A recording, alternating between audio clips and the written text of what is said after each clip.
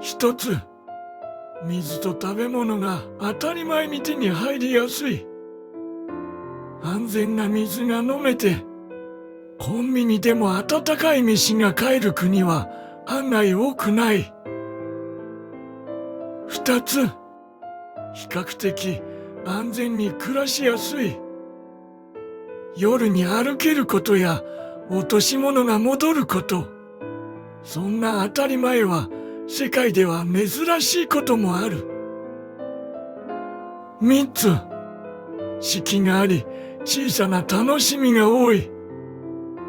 春の桜、夏祭り、秋の匂い、冬の静けさ、日常の中に季節を感じられる国になる。